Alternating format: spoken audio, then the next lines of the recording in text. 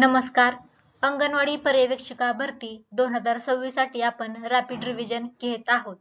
म्हणजे पटकन 50 प्रश्नांचा सराव. मी प्रश्न म्हणणार आणि तुम्ही त्यात पटकन उत्तर द्यायची. प्रत्येक प्रश्न तुमच्या मेरिटकडे तुम्हाला घेऊन जाणार आहे. त्याच्यामुळे पूर्ण व्हिडिओ पहा आणि लक्षपूर्वक अभ्यास करा. मिशन सक्षम अंगणवाडी आणि पोषण 2.0 अंतर्गत अंगणवाडी सर्व्हिसेस मध्ये खालीलपैकी कोणती सेवा समाविष्ट नाही? कोणती सेवा समाविष्ट नाही विचारला आहे. पूरक पोषण, पूर्व प्राथमिक शिक्षण, मोफत उच्च शिक्षण, आरोग्य तपासणी. तर यामध्ये मोफत उच्च शिक्षण हा ऑप्शन आपला चुकीचा ठरतो. कोणता? मोफत उच्च शिक्षण. पहिले 1000 दिवस हा कालावधी कशाशी संबंधित आहे? केवळ जन्मानंतरचे पहिले 1000 दिवस, गर्भधारणेपासून बालकाच्या पहिल्या 2 वर्षापर्यंतचा कालावधी, जन्मापासून 5 वर्षापर्यंत, गर्भधारणेपासून जन्मापर्यंत. काय आहे पहिले 1000 दिवस? तर हे आहेत गर्भधारणेपासून बालकांच्या पहिल्या 2 वर्षापर्यंतचा कालावधी. यामध्ये बालकांची पूर्ण वाढ होत असते. रक्त गोठण्यास मदत करणारे जीवनसत्व कोणते? Vitamin A, vitamin C, vitamin K, vitamin D. कोणतं व्हिटॅमिन रक्त गोठण्यास मदत करतं? तर ते व्हिटॅमिन के आहे. पालना योजना मुख्यतः कशाशी संबंधित आहे? बालकांचे लसीकरण, कामकाजी मातांसाठी क्रेच सुविधा, किशोरवयीन मुलींचे शिक्षण, गर्भवती महिलांना रोख मदत. कशासाठी आहे पालना योजना? तर कामकाजी मातांसाठी क्रेचची सुविधा उपलब्ध करून देण्यासाठी पालना योजना आहे. भारतात राष्ट्रीय आणीबाणी कोणत्या कलमानुसार घोषित केली जाते? राष्ट्रीय आणीबाणी म्हणजेच नॅशनल इमर्जन्सी. कलम 352, कलम 356, कलम 360, कलम 365. आपल्याला GK/GS चा पण प्रश्न विचारले जाणार आहेत, त्याच्यामुळे अभ्यास करा. तर राष्ट्रीय आणीबाणी आपल्याला कलम 352 अंतर्गत आहे. मानवी शरीरात हिमोग्लोबिन निर्मितीसाठी कोणते खनिज महत्वाचे आहे? कॅल्शियम, लोह, सोडियम, पोटॅशियम. तर आपले हिमोग्लोबिन तयार करण्यासाठी लोह या खनिजाची मदत होत असते. पोषण ट्रॅकरचे मुख्य उद्दिष्ट काय आहे? पोषण ट्रॅकर ही एक ॲप आहे. कशासाठी निर्माण केली तिला? आता ऑप्शन पाहू. केवळ अंगणवाडी कर्मचाऱ्यांच्या हजेरीसाठी, पोषण सेवा व लाभार्थ्यांचे डिजिटल निरीक्षण करण्यासाठी, फक्त लसीकरणाची नोंद ठेवण्यासाठी, फक्त शालेय विद्यार्थ्यांची नोंद ठेवण्यासाठी. तर पोषण ट्रॅकर ॲप हे पोषण सेवा आणि लाभार्थ्यांचं डिजिटल माहिती भरण्यासाठी वापरलं जातं. अंगणवाडी सेविका या ॲप मध्ये सगळी माहिती भरत असतात. भारताचे पहिले राष्ट्रपती कोण होते? Doctor Sarvepalli Radhakrishnan, doctor Rajendra Prasad, doctor Zakir Hussain, V गिरी. कोण होते आपले पहिले राष्ट्रपती? तर डॉक्टर राजेंद्र प्रसाद आपले पहिले राष्ट्रपती होते. आणि पंतप्रधान कोण होते? तर आपले पंतप्रधान होते जवाहरलाल नेहरू. दांडी मार्च कोणत्या आंदोलनाशी संबंधित होता? असहकार आंदोलन, भारत छोडो आंदोलन, सविनय कायदेभंग आंदोलन, स्वदेशी आंदोलन. दांडी मार्च, जिथे गांधीजींनी मीठ तयार करून मिठाचा सत्याग्रह केला, म्हणजे दांडी मार्च केला. हे कोणत्या आंदोलनाशी संबंधित होतं? तर सविनय कायदेभंग आंदोलनाशी संबंधित होतं. सविनय कायदेभंग आंदोलन कधीच आहे? 1930 चा हा आंदोलन आहे. मानवी शरीरातील सर्वात मोठी ग्रंथी कोणती? स्वादुपिंड, यकृत, थायरॉइड, पिट्युटरी. कोणती आहे मानवी शरीरातील सर्वात मोठी ग्रंथी? तर यकृत लक्षात ठेवायचा आहे. यकृत हे मानवी शरीरातील सर्वात मोठी ग्रंथी आहे. अंगणवाडी सेंटर मध्ये पोषण वाटिका उभारण्याचा प्रमुख उद्देश कोणता? रोजगार निर्मिती, स्थानिक फळे भाज्यांद्वारे आहारातील विविधता वाढवणे, मुलांना क्रीडा प्रशिक्षण देणे, औषध निर्मिती करणे. का उभारलं जातं पोषण वाटिका? तर स्थानिक फळे आणि भाज्यांद्वारे आहारातील विविधता वाढवण्यासाठी पोषण वाटिका उभारली जाते. हिरवी क्रांती म्हणजे ग्रीन रिव्होल्यूशन मुख्यतः कोणत्या पिकाच्या उत्पादनाशी संबंधित आहे? म्हणजे हिरव्या क्रांतीमध्ये किंवा ग्रीन रिव्होल्यूशन मध्ये कोणती पिके आपण घेतली?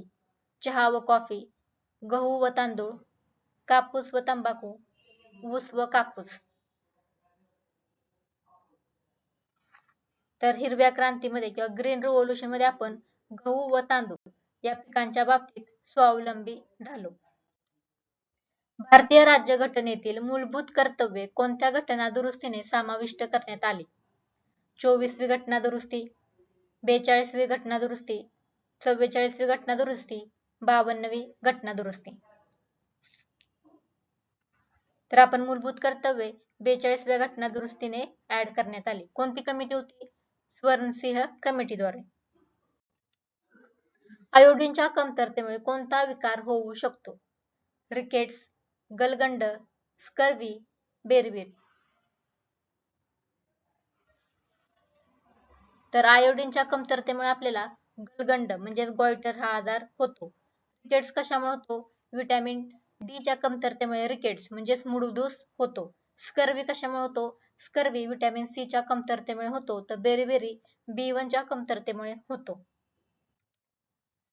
मिशन वात्सल्य मुख्यतः कोणत्या क्षेत्राशी संबंधित आहे? महिला आर्थिक सक्षमीकरण, बाल संरक्षण, वृद्धांचे आरोग्य, कृषी विकास. कशाशी संबंधित आहे मिशन वात्सल्य? तर मिशन वात्सल्य आहे बालकांचे संरक्षण करणे, कल्याण करणे या बाबतीत मिशन वात्सल्य आहे. भारतीय राष्ट्रीय काँग्रेसची स्थापना कोणत्या वर्षी झाली? 1885, 1887, 1890, 1905.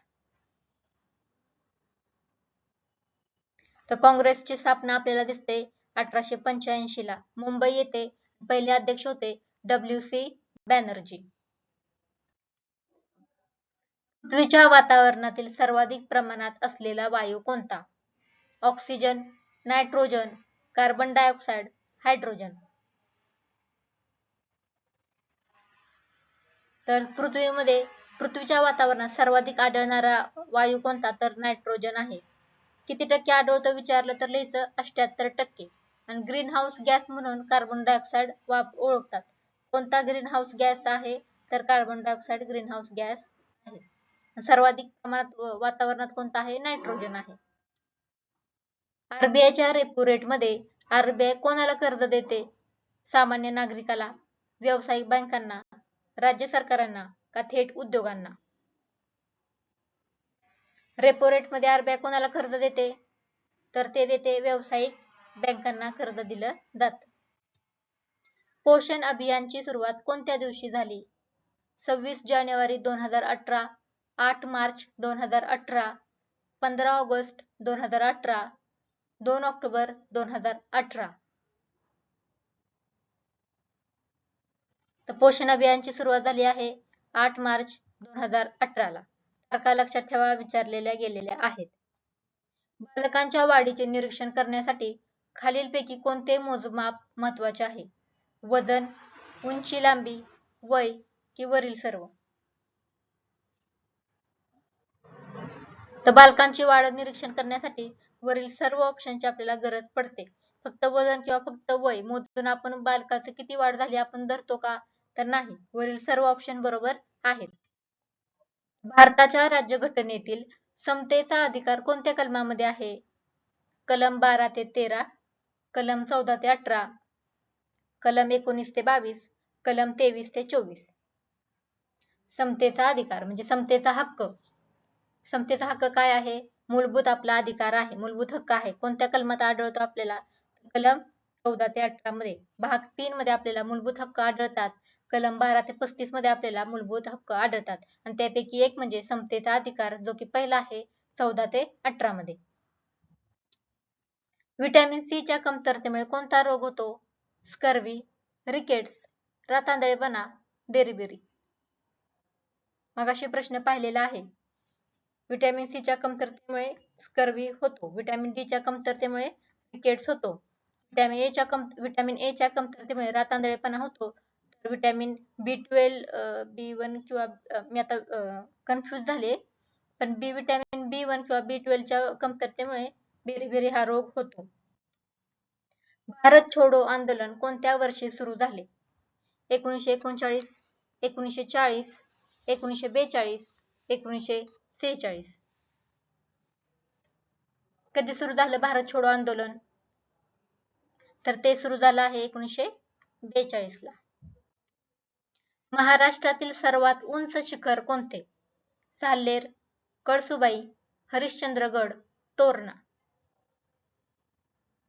तर महाराष्ट्रातील सर्वात उंच शिखर आहे कळसुबाई. याची उंची आहे 1646 आणि हे कळसुबाई कोणत्या जिल्ह्यामध्ये आहे ते तुम्ही मला सांगा. आणि त्या जिल्ह्यातून जर कोणी पण माझे स्टुडंट पाहत असतील तर त्यांनी मला कमेंट बॉक्स मध्ये सांगा की हे शिखर आमच्या जिल्ह्यात आहे. तर 2 नंबरचं सगळ्यात मोठं शिखर कोणतं आहे? साल्हेर आहे. 1 नंबरला कळसुबाई, 2 नंबरचं विचारलं तर साल्हेर टिक करायचं. कॉम्प्युटरमध्ये रॅमचे पूर्ण रूप काय आहे? Read access memory, random access memory, rapid access memory, run access memory. तर रॅमचे पूर्ण रूप आहे रँडम ॲक्सेस मेमरी. ॲनिमियामध्ये प्रामुख्याने कोणत्या घटकाची कमतरता आढळते? Haemoglobin, glucose, insulin, calcium. तर आपल्याला हिमोग्लोबिनचा कमतरता असेल तर आपल्याला ॲनिमिया होतो. आणि हिमोग्लोबिन तयार करण्यासाठी आपल्याला आयर्न लागत असते, म्हणजे लोह लागत असते. किशोरवयीन मुलींसाठी स्कीम फॉर ॲडोलसंट गर्ल्स अंतर्गत सध्याच्या पुनर्रचित योजनेत कोणत्या वयोगटाला लक्ष्य केले आहे? प्रश्न नीट वाचा. किशोरवयीन मुलींसाठी स्कीम फॉर ॲडोलसंट गर्ल अंतर्गत किती वयोगटाला लक्ष्य केले आहे? तर तो वयोगट आहे 14 ते 18. लोकसभेचे सदस्य होण्यासाठी किमान वय किती असावे? तर लोकसभेचा सदस्य होण्यासाठी किमान वय असावे 25 वर्ष. आणि जर तुम्हाला राज्यसभेचा सदस्य व्हायचं असेल तर ते वय आहे 30 वर्ष. आलं लक्षात? आणि जर आपल्याला मतदान करायचं असेल तर आपल्याला 18 वर्ष पूर्ण हवे आहेत. भारतातील श्वेत क्रांती कोणत्या क्षेत्राशी संबंधित आहे? अंडी उत्पादन, दूध उत्पादन, मत्स्य उत्पादन, तेलबिया उत्पादन. श्वेत क्रांती म्हणजे व्हाईट रिव्होल्यूशन आपल्याला दुग्ध उत्पादनाशी संबंधित आहे. डॉक्टर वर्गीस कुरियन यांना श्वेत क्रांतीचे जनक मानले जाते. मायक्रोन्यूट्रियंट म्हणजे काय? शरीराला मोठ्या प्रमाणात लागणारे पोषण घटक, शरीराला अल्प प्रमाणात लागणारे पोषक घटक, फक्त प्रथिने, फक्त कर्बोदके. मायक्रोन्यूट्रियंट्स म्हणजे शरीराला अल्प प्रमाणात लागणारे पोषक घटक होय.